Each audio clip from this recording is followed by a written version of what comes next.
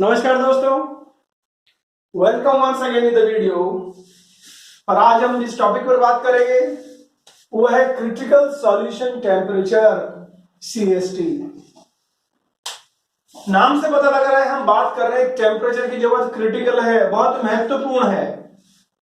वो महत्वपूर्ण क्यों है? बिकॉज ये हमें बता रहा है सॉल्युबिलिटी के बारे में। तो ये सॉल्युबिलिटी के बारे में तो पढ़ चुके हैं, हमारे ऑलरेडी वीडियोस अपलोड हैं। अब कौन से वीडियोस अपलोड है उसके लिए प्लीज सब्सक्राइब द चैनल और साथ में don't forget to press the bell icon, ताकि जैसे वीडियो रिलीज हो आपके पास इंफॉर्मेशन पहुंच सके। तो बात कर रहे थे हम सॉल्युबिलिटी की। तो यहां पर जो क्रिटिकल सॉल्यूशन टेम्परेचर में सॉल्युबिलिटी है ना, वो बात हो रही है liquid and liquid in solubility, मतलब दो लिक्विड की बात कर रहा हूं। तो यहीं से पॉइंट स्टार्ट करेंगे कि critical solution temperature is related to the solubility. Solubility किसकी? यहां पर सॉल्युबिलिटी बात हो रही है solubility of one liquid in another liquid. L का मतलब लिक्विड की बात कर रहा हूं। तो ये फैक्टर्स और जो कहानी होती है सॉलिड इन लिक्विड वो तो अलग है, लेकिन यहां किसकी बात हो रही है? Liquid in liquid. अब लिक्विड इन लिक्विड की सॉल्युबिलिटी की बात करूं तो सबसे दिमाग में क्या आता है पहले कि वाटर के अंदर कोई भी हमने दूसरा लिक्विड डाल दिया, जैसे अल्कोहल डाल दिया। तो as we are dealing with pharmacy, as we are dealing with the medical field, हमें जब ड्रग्स बनानी है या pharmacist, as we are pharmacist we are dispensing the drugs, हमें क्या करना पड़ता है? कई बार जब सॉल्यूशन बनाते हैं तो हमें एक लिक्विड को दूसरे लिक्विड में मिलाना पड़ता है। अगर वो लिक्विड मिक्स हो गया या मिसिबल हो गया तो कोई समस्या वाली बात ही नहीं है। जैसे अल्कोहल और वाटर को मिला लो आप, कोई दिक्कत नहीं है, सब प्रोपोर्शन में मिक्स हो जाते हैं, कोई प्रॉब्लम नहीं आएगी। तो मतलब जो लिक्विड और लिक्विड है वो कंप्लीट मिसिबल हो सकते हैं, बिल्कुल हो सकता है, हमने देख लिया। जैसे वाटर और ग्लिसरीन, जैसे अल्कोहल और वाटर, ठीक है। इसके अलावा हो सकता है लिक्विड मिक्स भी ना हो, जैसे ऑयल इन वाटर, हम इमल्शन बनाते हैं, यह भी ठीक है। लेकिन एक तीसरी कैटेगरी और है जहां पर लिक्विड मिक्स तो होता है लेकिन कंप्लीट मिक्स नहीं होता। वो क्या होता है? पार्शियली मिसिबल होते हैं। तो critical solution temperature is related to solubility and it is related to the partial miscible liquids, means which are mutually soluble. Mutually soluble का मतलब यह है कि अगर मैं दो लिक्विड लूंगा, सपोज ये लिक्विड है A और B, इन दोनों को जब मैं मिक्स करूंगा तो मिक्स करने के बाद क्या होगा? जब मैं एनालाइज करूंगा, सपोज A और B को मैंने कंटेनर में डाल दिया, ओके डाल दिया, डालने के बाद मैं क्या एनालाइज करूंगा? मिक्स करने के बाद दो लेयर बन गई। अब दो लेयर बन गई A और B की, और आफ्टर अटेनिंग इक्विलिब्रियम मैं देखूंगा कि जब A लेयर मैंने एनालाइज की तो इसके एयर के अंदर, A लेयर के अंदर कुछ अमाउंट B का प्रेजेंट है, और ऐसे ही इस B लेयर के अंदर A का कुछ अमाउंट प्रेजेंट है। तो कुछ अमाउंट प्रेजेंट है मतलब A ने कुछ अमाउंट B का घोल लिया ना, ऐसे ही B ने कुछ अमाउंट A का घोल लिया ना। तो घोल तो रहा है लेकिन कुछ ही अमाउंट घोल रहा है ना, इसीलिए ये क्या है? Partial miscible liquids, means mutual solubility we are talking about. तो critical solution temperature, it is the temperature which is related to the solubility and solubility of what? Partially miscible liquids which are mutually soluble.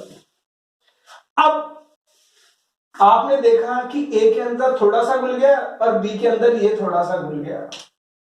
ये जो mutual solubility है it is affected by temperature, क्योंकि नाम ही है ना critical solution temperature. तो सवाल उठता है कि सर आप टेम्परेचर के बारे में क्यों बात कर रहे हो? भैया we are pharmacist, we are dispensing the drugs, we are dealing with the drugs. तो जो भी आप ड्रग दे रहे हो आपको जानकारी होनी चाहिए, क्योंकि सॉल्युबिलिटी में अगर वेरिएशन आया, आपने अगर कोई भी ड्रग डिस्पेंस करके दी, सपोज फार्मासिस्ट ने कोई ड्रग डिस्पेंस करके दी लिक्विड फॉर्मुलेशन, ठीक है, लिक्विड फॉर्मुलेशन, और वो लिक्विड फॉर्मुलेशन पहले क्या है? वन फेज है, पेशेंट को दे दी, लेकिन अगर टेम्परेचर में वेरिएशन आया तो उसकी वजह से क्या होगा, सॉल्युबिलिटी इफेक्ट होगी और आपकी जो ड्रग है वो क्या होगा, क्रिस्टल फॉर्म में आ जाएगी। मतलब क्या हो जाएगा, वन फेज की जगह टू फेज हो जाएंगे, तो ड्रग खराब हो गई, that will be of no use, preparation तो खराब होगी, इसलिए हमें जानकारी जरूरी है। तो अब ये क्यों खराब हुई, बिकॉज ऑफ सॉल्युबिलिटी। सॉल्युबिलिटी किसकी खराब हो गई, जो आपने दो लिक्विड डिस्पेंस करके दिए थे, इसलिए हम पढ़ेंगे mutual solubility is affected by the temperature. अब टेम्परेचर से कैसे इफेक्ट होता है, तो दिया हुआ है आपके सामने कि ये जो म्यूचुअल सॉल्युबिलिटी की हम बात कर रहे हैं, हमने जो दो लिक्विड दिए हैं, अगर टेम्परेचर इंक्रीज किया जाए इस सिस्टम का, तो this mutual solubility is increase with increase in temperature. तो ए और बी जो हमने मिक्स किए हैं, इनकी म्यूचुअल सॉल्युबिलिटी क्या हो जाएगी, बढ़ जाएगी। कब, जब टेम्परेचर बढ़ाते हैं। तो दूसरा एक और peculiar thing, this when the temperature is increased, this solubility decreases also, तो increases with decreasing temperature। तो यार तो दोनों वाली उल्टी चीजें हो गई, बिल्कुल उल्टी चीजें हो गई। अभी आपको एग्जांपल के साथ बताएंगे। तो टेम्परेचर के साथ म्यूचुअल सॉल्युबिलिटी बढ़ती भी है और टेम्परेचर के साथ म्यूचुअल सॉल्युबिलिटी घटती भी है। वो डिपेंड करता है आपके पास कौन सा एग्जांपल है, किस सिस्टम को आप ले रहे हो। तीसरा, कॉम्बिनेशन ऑफ बोथ, मतलब mutual solubility increases with increase in temperature and it decreases with decrease in temperature. तो म्यूचुअल सॉल्युबिलिटी दो सिस्टम या जो दो लिक्विड्स हैं, अगर टेम्परेचर को बढ़ाते हैं तो बढ़ भी सकती है, टेम्परेचर कम करते हैं तो कम भी हो सकती है, और दोनों का कॉम्बिनेशन भी होता है। तो यह है इफेक्ट म्यूचुअल सॉल्युबिलिटी पे। अब ये कहां काम आती है ये चीज, तो देखते हैं एप्लीकेशन के अंदर। This critical solution temperature is used to obtain single liquid dosage form which consists of two phase, means it is used to determine the proportion of two liquids।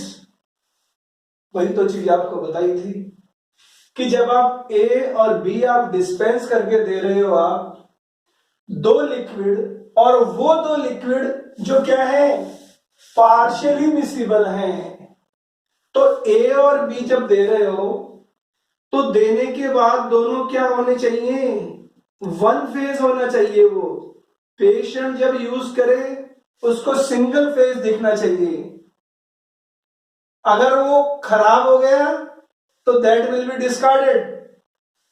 तो अब ए में बी कितना मिलाए, या ए का पोर्शन और बी का portion कितना मिलाया जाए कि ये प्रिपरेशन सिंगल फेज ही रहे, बाई फेज नहीं रहे, मतलब जो फेज है अलग अलग ना हो। तो क्रिटिकल सॉल्यूशन टेम्परेचर यहीं पे काम आता है, to obtain a single phase which consist of two phases. इन दो फेज को मिलाकर सिंगल फेज की प्रिपरेशन आपको बनानी है। लेकिन समस्या क्या है, समस्या यह है कि दोनों क्या है, दोनों पार्शियली मिसिबल है। तो इसकी क्वांटिटी कितनी, ए की क्वांटिटी कितनी ले और बी की क्वांटिटी कितनी ले, कि जो आपकी प्रिपरेशन है वो सिंगल फेज ही रहे। तो आपके समझ में आ गया होगा कि इसी जानकारी के लिए मुझे क्या करना है, क्रिटिकल सॉल्यूशन टेम्परेचर डिटरमिन करते हैं। दूसरा application, it is used to test the purity of liquid. किसी भी लिक्विड की प्यूरिटी टेस्ट करने के काम आता है। वो कैसे, अभी आगे आएगा आपके सामने। अब सर एग्जांपल्स तो बताओ जो सिस्टम्स ऐसा शो करते हैं। वो कैसा शो करते हैं कि जब टेम्परेचर बढ़ाया तो जो म्यूचुअल सॉल्युबिलिटी है वो बढ़ गई। तो एग्जांपल है फिनॉल और वाटर, कार्बन डाइसल्फाइड और मिथेनॉल, एनिलीन और water, water and 280, methyl alcohol and cyclohexane, water and isobutyl alcohol. तो ये वाले सारे एग्जांपल्स हैं जो क्या करते हैं, वो शो करते हैं क्या, कि जब टेम्परेचर बढ़ाया जाएगा तो म्यूचुअल सॉल्युबिलिटी क्या हो जाएगी, इंक्रीज हो जाएगी। मतलब ए और बी के अंदर सॉल्युबिलिटी बढ़ जाएगी। अब इसको समझने के लिए हमने क्या किया कि टेम्परेचर का इफेक्ट म्यूचुअल सॉल्युबिलिटी पर समझने के लिए आपके सामने एक डायग्राम है। ये डायग्राम किसका है? ये डायग्राम है फिनॉल वाटर सिस्टम का। मतलब आपने क्या किया, टेस्ट ट्यूब ली, उस टेस्ट ट्यूब के अंदर आपने क्या किया, पहले वाटर लिया आपने। तो ये ग्रीन दिख रहा है आपको, इट इंडिकेट्स वाटर। इस प्योर टेस्ट ट्यूब के अंदर आपने धीरे धीरे फिनॉल डालना एंड किया। तो ये टेस्ट ट्यूब्स के अंदर ये जो आपको ब्लू मार्क दिख रहा है, ये क्या इंडिकेट कर रहा है? फिनॉल। टोटल क्वांटिटी हमने कांस्टेंट रखी। अब पहले सर ये तो बताओ ये डायग्राम है क्या? तो क्रिटिकल सॉल्यूशन टेम्परेचर को समझने के लिए हम क्या करते हैं, कुछ कर्व बनाते हैं, उस कर्व को बोलते हैं मिसिबिलिटी कर्व, या फिर हम कह सकते हैं क्रिटिकल सॉल्यूशन टेम्परेचर कर्व या फिनॉल वाटर सॉल्युबिलिटी कर्व। ये कर्व हमें बताएगा कि टेम्परेचर का इफेक्ट क्या होता है mutual solubility of two partial miscible liquids. तो पार्शियल मिसिबल लिक्विड की बात हो रही है, और पार्शियल मिसिबल लिक्विड क्या है अपने पास? फिनॉल और वाटर। तो फिनॉल और वाटर का एकदम बात कर रहे हैं। हमने टेस्ट ट्यूब के अंदर पहले वाटर लिया, और सपोज ये 10 ml है, शुरू में 10 ml है, मतलब प्योर वाटर है। फिर हमने क्या किया, उसमें फिनॉल ऐड किया, और जितना फिनॉल ऐड किया उतना वाटर निकाल लिया, मतलब टोटल 10 ml ही रहेगा। फिर हमने क्या किया, थोड़ा सा वाटर और निकाल लिया, और जितना वाटर निकाला हमने फिनॉल उतना ऐड कर दिया। लास्ट में हम फिनॉल और वाटर की कंसंट्रेशन चेंज कर रहे हैं, और यहां पर प्योर फिनॉल आ जाता है और वाटर नहीं रहता है।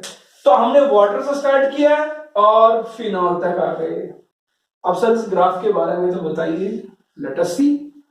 ये ग्राफ है टेम्परेचर वर्सेस कंपोजिशन। कंपोजिशन किसका? कंपोजिशन है percentage weight by weight of phenol in water. यहां पर फिनॉल 0 था ना, तो ये रहा 0। यहां पर फिनॉल हमने कितना मान लिया, ये 100 मान लिया हमने, ठीक है। अब देखिए आप, होता क्या है, इसको समझने के लिए these are the different points. हम इन पॉइंट्स को देखेंगे जिससे आपकी कंसेप्ट क्लियर हो जाएगा कि CST से हमें किस तरह से जानकारी लगती है और हमारे लिए कैसे यूजफुल है। So let us see this concept. Start करेंगे हम, ये कर्व क्या है। So this curve is a parabolic curve of phenol water system. ये पैराबोलिक कर्व है किसका? फिनॉल वाटर सिस्टम का पहला पॉइंट। इस कर्व के लेफ्ट साइड में, the left side of this curve, it indicates that it is a conjugate solution which is equal to percentage weight by weight of phenol at different temperature। इस curve के इधर अगर मैं देखूंगा तो ये क्या बताता है कि यहां पर होता है कॉन्जुगेट सॉल्यूशन। अब एक कॉन्जुगेट सॉल्यूशन क्या होता है? तो जब आपने A और B को मिलाया था और A के अंदर कुछ क्वांटिटी B की आ गई थी और B के अंदर कुछ क्वांटिटी A की आ गई थी ना, यही कहलाते हैं कॉन्जुगेट सॉल्यूशन। इस कर्व की बात करें तो शुरू के अंदर तो वाटर था, आपने धीरे धीरे फिनॉल डाला, तो जैसे A के अंदर कुछ क्वांटिटी B आएगी ना, तो ऐसे ही जैसे आपने फिनॉल डाला, आपने उसको शेक किया टेस्ट ट्यूब को, आपके पास सिंगल फेज दिख रही है, एक ही फेज दिखेगी, मतलब होमोजीनियस दिखेगी। फिर आपने फिनॉल डाला, फिर फिनॉल डालते आपने शेक किया, एक ही फेज दिखेगी। फिर आपने फिनॉल डाला, लेकिन as soon as you go on adding the concentration of phenol, एक लिमिट आ जाएगी, यहां पर ये लिमिट आ गई, और इस लिमिट पर क्या होगा, जो आपकी टेस्ट ट्यूब है यहां पर एक लेयर दिखना स्टार्ट हो जाएगी, मतलब टर्बिडिटी आ जाती है। ये टर्बिडिटी क्यों? क्योंकि यहां पर पता लग गया नहीं, अब फिनॉल ज्यादा नहीं आ सकता, मतलब A के अंदर B की क्वांटिटी इससे ज्यादा नहीं आ सकती। मतलब it is the maximum amount of phenol that can be added in water, maximum amount of B that can be added in water. तो यहां तक ये क्या कहलाता है, कॉन्जुगेट सॉल्यूशन। तो left side of the curve it represents that it is the conjugate solution, और ये क्या बताता है, it is the percentage of phenol in water at different temperature. अभी टेम्परेचर ही तो है, तो सपोज यहां पर बात कर रहे हैं हम,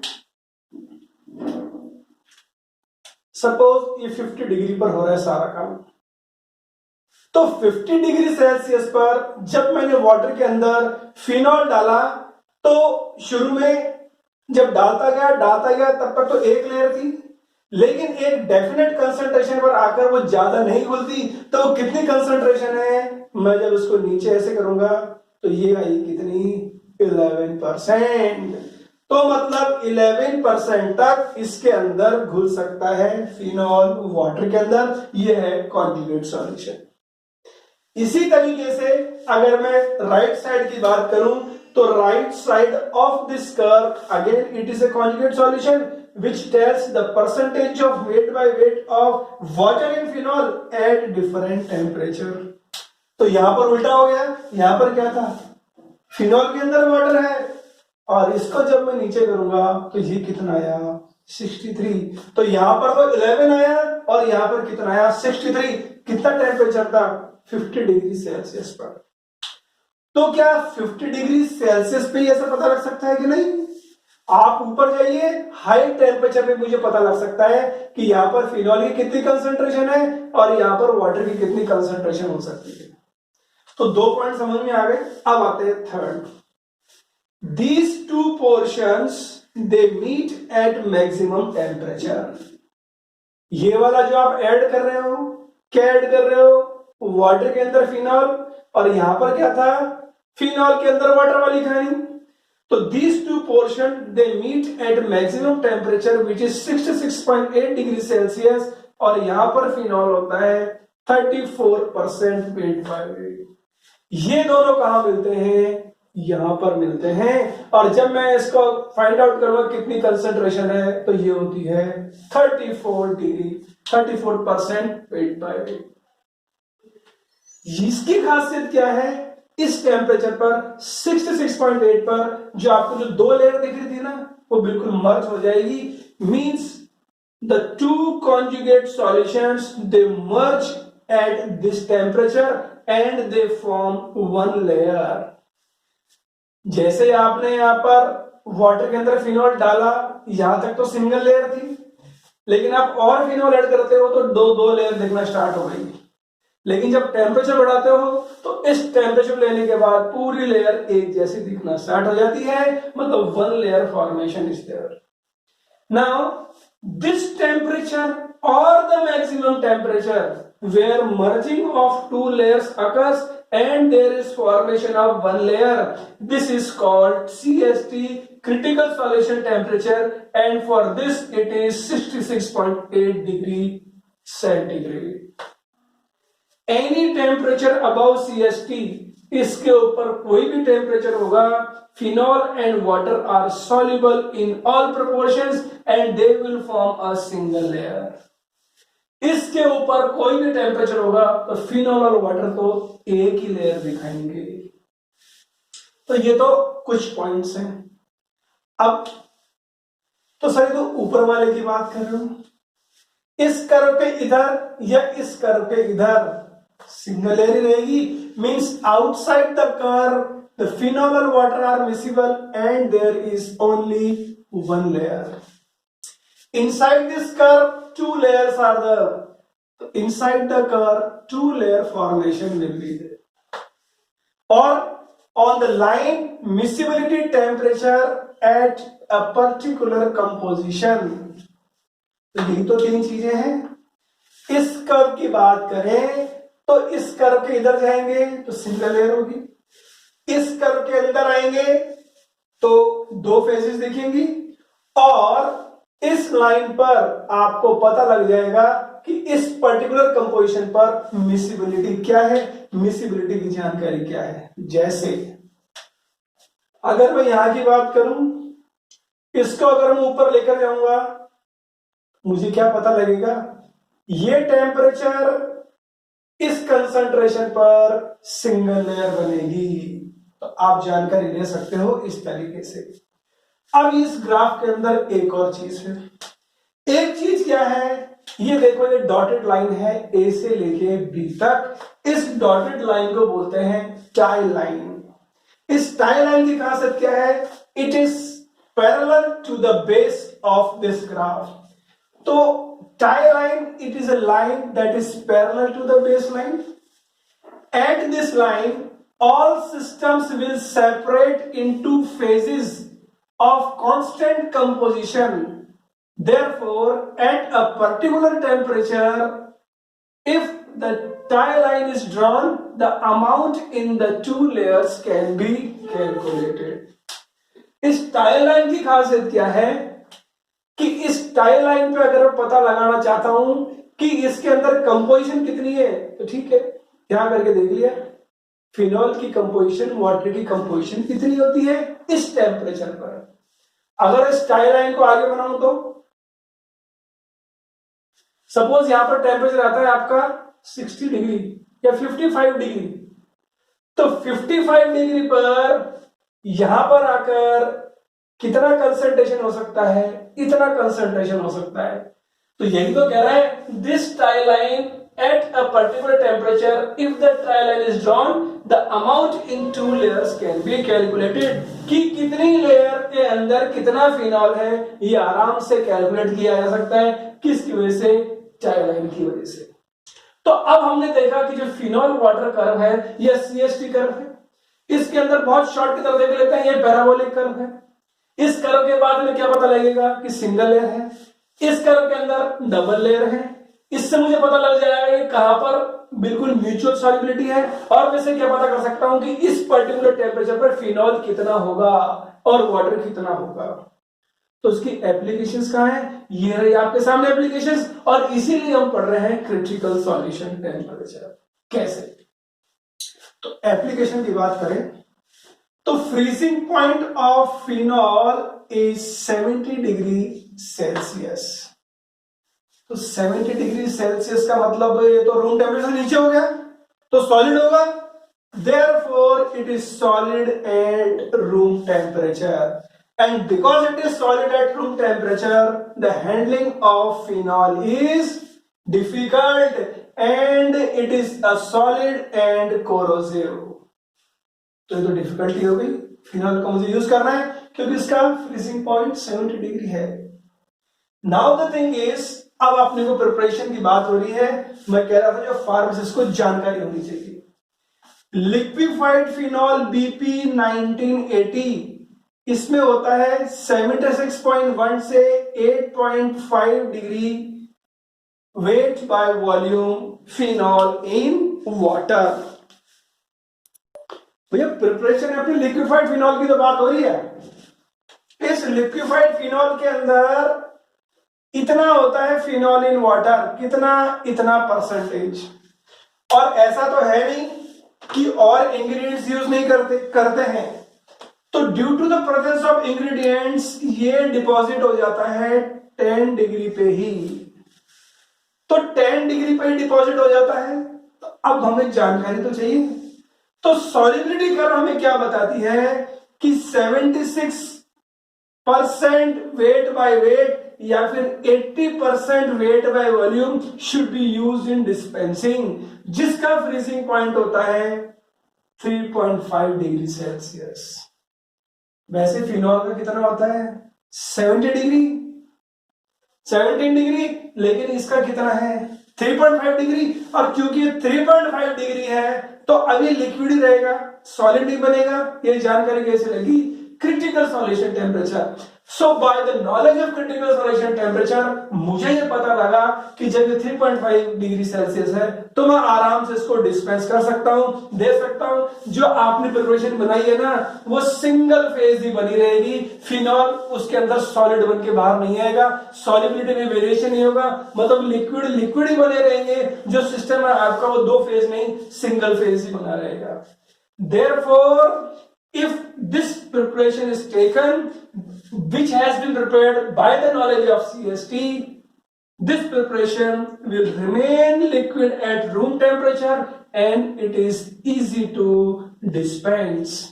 तो जानकारी लगने से अपने स्टेबल प्रिपरेशन बना ली। ये कब पता लगा? जब हमने CST पढ़ा। ये है पहला एप्लीकेशन। दूसरा application, CST can be used to test purity of substance, for example phenol। अभी प्यूरिटी कैसे पता लगेगी? अब आपको पता है ना कॉन्जुगेट सॉल्यूशन क्या है। A के अंदर B अगर आप मिला रहे हो तो फिक्स अमाउंट ही तो मिल सकता है। अब आप सोचिए फिनॉल की जगह अगर आपने कोई और चीज दे दी, भाई 50 डिग्री पर जो अगर फिनॉल की बात करूं तो कितना परसेंटेज है? 11%। फिनॉल की जगह आपने कोई और चीज उसमें ऐड कर दी तो 11% नहीं आएगा। मतलब 11% नहीं आएगा मतलब वो फिनॉल तो नहीं है। तो आपने क्या किया? प्यूरिटी भी चेक कर ली जैसे फिनॉल की। और इसी तरीके से इसी चीज को हम दूसरे तरीके से ले सकते हैं कि it is used to determine the percentage of composition in conjugate solution. तो यह आपको पता भी तो लग रहा है कि कितना B A के अंदर घुल रहा है और कितना A B के अंदर घुल रहा है। जैसे यहां पर 11% था और यहां पर 63% था। तो कॉन्जुगेट सॉल्यूशन में एक लिक्विड के अंदर दूसरा लिक्विड कितना घुला है उसकी परसेंटेज हम डिटरमिन कर सकते हैं। तो यह है आपकी किसकी एप्लीकेशंस। तो यहां पर हमने देखा पहला पॉइंट कि जहां पर increase in temperature it increases the mutual solubility of phenol in water. तो सर ये तो रह गए क्या कि जब टेम्परेचर डिक्रीज करते हैं तब भी सॉल्युबिलिटी बढ़ती है। तो ठीक है, वो भी हम देखेंगे विद एग्जांपल के साथ। तो ये रहा आपके सामने एग्जांपल। इसको समझने के लिए आपके सामने एग्जांपल है और ये एग्जांपल है आपके सामने try ethyl amine in water का। यहां पर हमने एक बार देखा था फिनॉल वाटर सिस्टम में कि टेम्परेचर बढ़ने के साथ सॉल्युबिलिटी बढ़ रही है। तो CST को बोलते हैं अपर कॉन्सोल्यूट टेम्परेचर। यहां पर हम टेम्परेचर जब कम करेंगे तब म्यूचुअल सॉल्युबिलिटी बढ़ेगी। ये ग्राफ आपके सामने, जैसा पहले बताया, इस ग्राफ को मिसिबल सॉल्युबिलिटी कर्व या फेज डायग्राम भी बोलते हैं।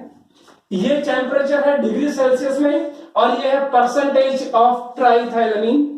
परसेंटेज ऑफ ट्राइथाइलमीन यहां से देखेंगे 0 है और यहां पर है 100। इस कर्व के लेफ्ट की बात करें तो left side of the curve it shows the miscibility of triethylamine in water. Triethylamine water में कितना सॉल्युबल है? तो यहां पर आप देखो कि there is decrease miscibility with increase in temperature. जैसे जैसे टेम्परेचर बढ़ रहा है ना सॉल्युबिलिटी क्या हो रही है? कम होती जा रही है। कैसे? टेम्परेचर बढ़ रहा है, ये देखो आप, ये कर्व उधर जाता जा रहा है क्योंकि इस कर्व के इधर तो 2 फेज है, इस कर्व के इधर 1 फेज है। टेम्परेचर बढ़ रहा है तो ये वाला कर्व इधर शिफ्ट हो रहा है, मतलब सॉल्युबिलिटी क्या हो रही है? कम होती जा रही है। तो यही तो हम कह रहे हैं, टेम्परेचर बढ़ रही है सॉल्युबिलिटी कम हो रही है, टेम्परेचर कम हो रहा है तो सॉल्युबिलिटी बढ़ रही है। Once again I am saying, जब टेम्परेचर बढ़ा रहे हैं तो सॉल्युबिलिटी कम हो रही है और जब टेम्परेचर कम कर रहे हैं तो सॉल्युबिलिटी बढ़ रही है। Right side of the curve it shows solubility of water in ethyl triethylamine. Right side है, ये क्या सॉल्युबिलिटी बता रहा है? वाटर की। किसके अंदर? ट्राइथाइलमीन के अंदर। और नेक्स्ट पॉइंट ये है कि two conjugate solution they mixed and become in the form of a single layer at 18.5 degree centigrade. यहां पर एक सिंगल फेज आ गई इसके नीचे, मतलब इसके नीचे जो भी टेम्परेचर होगा वहां पर क्या है? आपकी ट्राइथाइलमीन और वाटर एक फेज। और क्योंकि नीचे है इसलिए इसको बोलते हैं लोअर कॉन्सोल्यूट टेम्परेचर या lower critical solution temperature. At any temperature below it forms a single layer. इसके नीचे सिंगल फेज सिंगल लेयर देखेगी एंड आउटसाइड ऑल्सो, इसके इधर और इसके इधर ये भी सिंगल लेयर देखेगी। इनसाइड देयर आर 2 layers या 2 phases and on the line it the miscibility temperature at that particular composition. इस लाइन की बात करें तो सपोज ये पर्टिकुलर कंपोजिशन है, तो इस कंपोजिशन पर ये मिसिबिलिटी रहेगी, तो इस तरह हम आइडिया ले सकते हैं। तो यहां पर हमने देखा टेम्परेचर नीचे कर रहे हैं तो mutual solubility of partial miscible liquids वो बढ़ रही है। और कौन सा सिस्टम है जो एग्जांपल शो करते हैं, जैसे डाइमिथाइलएमीन वाटर जो 43 डिग्री है, जिसका लोअर कॉन्स्टिट्यूट टेम्परेचर और वहां पर 13% weight by volume weight by weight है आपका। एग्जांपल देखते हैं हम, डाइमिथाइलएमीन वाटर जिसके अंदर 43 डिग्री सेल्सियस है लोअर कॉन्स्टिट्यूट टेम्परेचर और वहां पर कंसंट्रेशन क्या है डाइमिथाइलएमीन की 13 डिग्री वेट बाय वेट। ऐसे पैरेलडिहाइड नॉर्मल सॉल्यूशन ये भी लोअर कॉन्स्टिट्यूट टेम्परेचर शो करता है। तो सर इसका एप्लीकेशन क्या है? एप्लीकेशन ये रहा आपके सामने, जिस तरह हमने फिनॉल वाटर के अंदर में देखा था कि आपको डिस्पेंस करके देना है एक सिस्टम, जो बाद में अगर आपने ढंग से डिस्पेंस नहीं किया तो सॉलिड हो सकता है वो, क्योंकि फिनॉल सेपरेट हो सकता है। इसी तरीके से लोअर कॉन्सोनेंट में एक है प्रिपरेशन बनती है, वो होती है पैरेलडिहाइड। इस पैरेलडिहाइड को एनिमा की तरह यूज किया जाता है और this paraldehyde solution on cooling it forms a rapid solution.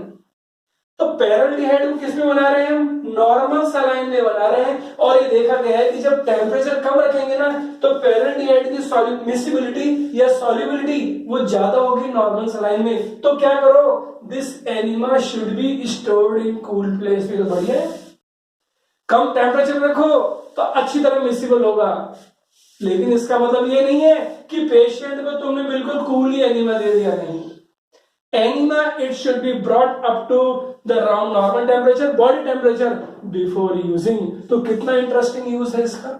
ठीक है, यह है एप्लीकेशन और यह बात की आपकी ट्राइथाइलएमीन वाटर सिस्टम की। अब हम बात करेंगे थर्ड, टेम्परेचर का effect on miscibility of partial miscible liquids. हमने फिनॉल वाटर सिस्टम में देखा कि पार्शियल सॉल्युबिलिटी या फिर miscibility of partial miscible liquids बढ़ती है। ट्राइथाइलएमीन वाटर में देखा टेम्परेचर कम करते हैं तो बढ़ती है। अब हम देखेंगे तीसरा, जहां पर टेम्परेचर के साथ बढ़ती भी है और घटती भी है। इसको समझने के लिए है आपके सामने निकोटीन वाटर सिस्टम एग्जांपल लिया है, जहां पर वाटर के अंदर निकोटीन डाला है। समझने के लिए वापस आपके सामने फेज डायग्राम है या मिसिबिलिटी कर्व है। इसमें है percentage nicotine weight by weight और ये है आपका टेम्परेचर। जब कर्व बनाया गया तो ऐसे बनता है क्लोज कर्व। इसके अंदर अपर सीएसटी भी होता है और लोअर सीएसटी भी होता है, मतलब अपर कॉन्स्टेंट टेम्परेचर भी है, लोअर कॉन्स्टेंट टेम्परेचर भी है। जब इस कर्व के बाहर आते हैं तो वो एक फेज मिलती है, नीचे आते हैं तो एक फेज मिलती है। मतलब जब टेम्परेचर बढ़ाया तो भी एक फेज है, जब टेम्परेचर घटाया तो भी एक फेज है। मतलब टेम्परेचर जब बढ़ाया तो सॉल्युबिलिटी कैसे अफेक्ट हो रही है, let us see. At room temperature the nicotine and water they are miscible in all proportion. Room temperature पे मिसिबल है। At high temperature the solubility decreases. जैसे जैसे हम बढ़ रहे हैं सॉल्युबिलिटी कम होती जा रही है। ये देखो बढ़ रहे हैं, ये ग्राफ इस तरह से आ रहा है। लेकिन further increase solubility further increases, ये वापस आपका ग्राफ, ये जो कर्व है इधर चला गया। भाई पहले कम हुई और वापस कर रहे हैं तो वापस बढ़ गई। तो first it decreases then increases. ये तो बात हुई जब टेम्परेचर बढ़ा रहे हैं। अब टेम्परेचर कम करते हैं तो क्या है, at low temperature it decreases. Temperature कम किया हमने तो ये वापस इधर आ रहा है, तो it decreases further low solubility increases. Further कर रहे हैं तो इंक्रीज हो रही है, पहले किया तो इधर आ रहा है मतलब डिक्रीज हो रही है, और हमने कम किया और हम नीचे आ रहे हैं तो मतलब इट फर्दर इंक्रीजेस। ये ग्राफ इधर ही तो आ रहा है। अब इसकी वजह से ये जो सिस्टम है कभी इंक्रीज कभी डिक्रीज, कभी इंक्रीज कभी डिक्रीज। जब टेम्परेचर ज्यादा कम करते हैं a closed solubility curve is obtained. ऐसा क्लोज कर्व बनता है और जिसके अंदर दो चीज है, क्या, अपर CST एंड लोअर CST। ये जो अपर CST है, अपर CST ये कितना होता है 208 डिग्री सेल्सियस, 208 डिग्री सेल्सियस, और जहां पर निकोटीन कितना है 32% वेट बाय वेट। इसी तरीके से जो लोअर CST है वो कितना है आपका 60.8 डिग्री सेंटीग्रेड, ये वाला 60.8, और यहां पर निकोटीन कितना है 22% वेट बाय वेट। तो ये एग्जांपल था निकोटीन वाटर का सिस्टम। ऐसा ही प्रॉपर्टी शो करने वाले और कौन से सब्सटेंस हैं, जैसे ग्लिसरीन और एनटोल्यूडीन, जैसे बीटा पिकोलिन और वाटर। तो हमने देखा कि किस तरीके से टेम्परेचर का इफेक्ट होता है किस पर, solubility of mutually soluble liquids. और अगर आपको प्रॉपर जानकारी रहेगी तो आप स्टेबल प्रिपरेशन बना सकते हैं, प्रिपरेशन बनाते समय भी, और प्रिपरेशन स्टोरेज करते समय भी, और प्रिपरेशन यूज करते समय भी।